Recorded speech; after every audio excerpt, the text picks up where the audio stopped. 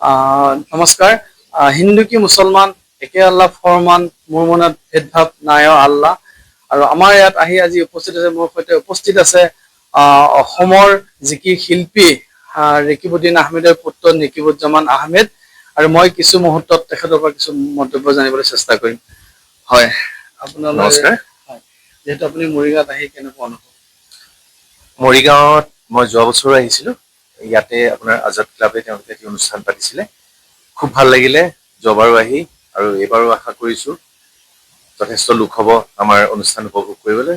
আৰু সেই উদ্দেশ্যে আহি পেলাই আজি আজান পীৰ চাহেবৰ যি অমৰ সৃষ্টি জিকিৰ আৰু জাৰি গীতসমূহ আমি পৰিৱেশন কৰিবলৈ আহিছোঁ। যিহেতু জিকিৰ জাৰি বৰ্তমান সমাজত একদম বিলুপ্ত হোৱা এটা অৱস্থালৈ গৈ আছে, গতিকে সেই গীতসমূহ আমি নৱপ্ৰজন্মৰ মাজত যাতে আকৌ এনেকুৱা অনুষ্ঠানৰ মাধ্যমেৰে প্ৰচাৰ প্ৰসাৰ হৈ থাকে, সেই উদ্দেশ্যে ইয়ালৈকে আহিছোঁ আজি। আপুনি বিভিন্ন প্ৰান্তত কৰি থাকে, হিন্দু মুছলমান একত্ৰিত হৈ থাকিব লাগে অসমত, এনেকুৱা বাৰ্তা প্ৰেৰণ কৰিব? মোৰ দলটোৱে আচলতে এই সম্প্ৰীতি বাহক। যিহেতু মোৰ দলটোত দুজন গোসাঁই আছে, দুজন কৈবৰ্ত আছে, দুজন কোচ আছে, তেনেকুৱা মই অকল গৰিয়া তাৰ মাজত। গতিকে আমাৰ অনুষ্ঠানটো, আমাৰ দলটো হৈছে এটা সম্প্ৰীতি বাহক। আৰু এই আমাৰ মাজত যিটো একতা আছে, আমাৰ মাজত যিটো মুছলমান আমাৰ কোনো ভাগ নাই, আমাৰ ভাতৃত্ববোধ যিটো আছে, সেই ভাতৃত্ববোধ আমাৰ মাজত সদায় থাকিব। আশা কৰোঁ গোটেই অসমবাসী তথা বিশ্ববাসীৰ মাজতো এই ভাতৃত্ববোধটো থাকক।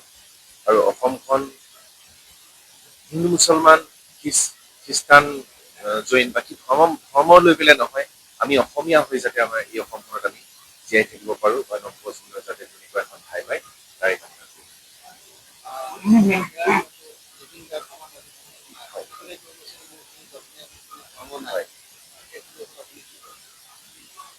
জুবিন দাই কৈ গৈছিল মোৰ কোনো জাতি নাই, মোৰ কোনো ধৰ্ম নাই। আৰু সেই জুবিন দাই আমাৰ এটি জিকিৰক আছে ইবাদতত তেখেতেই গাই গৈছিল যে মোৰ মনত ভেদভাৱ নাই আল্লাহ, মোৰ মনত হিংসা নাই, হিন্দু কি মুছলমান একে আল্লাহ ফৰমান, মোৰ মনত ভেদভাৱ নাই। গতিকে জুবিন দাই আমাক যি আদৰ্শ দি থৈ গৈছে, সেই আদৰ্শ মতে আমি সকলোৱে চলিব লাগে, তাৰে কামনা কৰিছোঁ। আৰু নৱপ্ৰজন্মৰ প্ৰতি এইটো এটা আহ্বান, যাতে সকলোৱে এই জাতি ধৰ্ম বৰ্ণ নিৰ্বিশেষে সকলোৱে যাতে এক অসমীয়া হৈ থাকে। কাৰণ আমাৰ পৰিচয় হৈছে আমি অসমীয়া। আৰু ভূপেন দাই কৈ গৈছিল, আমি যদি নিজৰ কৃষ্টি সংস্কৃতিখিনি যদি আমি ৰাখিব নোৱাৰোঁ, তেনেহ'লে এদিন আমি নিজেই ইয়াতে সমনীয়া হ'ব লাগিব। গতিকে সকলোকে আহ্বান জনাওঁ, যাতে আমাৰ যি আগৰ শ্ৰীমন্ত শংকৰদেৱ মাধৱদেৱ বা আজানপীৰে যিখন পুনৰ অসম গঢ়ি থৈ গৈছিলে, সেই অসমখন যাতে আগৰ দৰে হৈ থাকে, তাকে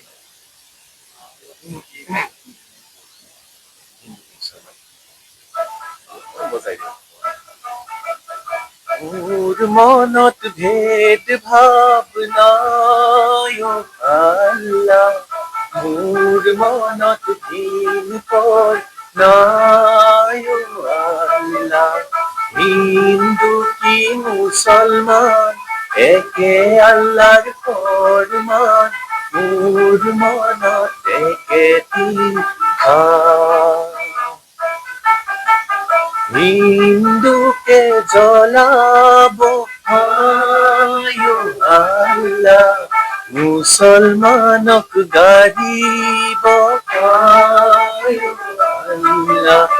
হায় একেখনি জমিনৰ তল, হায় একেখনি জমিনৰ তল।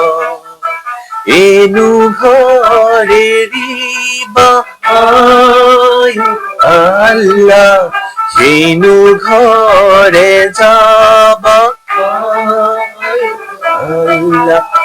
হায় হবা গইনু একে তিল, মোর মনত ভেদ ভাব নাই আল্লাহ, মোর মনত ঘৃণ পর নাই আল্লাহ। হিন্দু কি মুসলমান একে আল্লাহর ফরমান, মোর মনত একেটি ভাৱ। ধন্যবাদ থাকিল আপোনালৈ। ধন্যবাদ। এয়া আছিলে অসমৰ জিকি শিল্পী ৰেকিবুদ্দিন আহমেদৰ পুত্ৰ নেকিবুজ্জামান আহমেদ আৰু আজাদ ক্লাবৰ প্ৰাংগণত তেখেতে কিছু মুহূৰ্তৰ পিছত জিকি পৰিৱেশন কৰিব।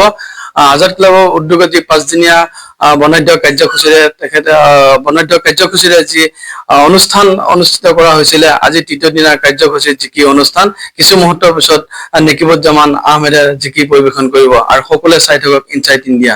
ধন্যবাদ।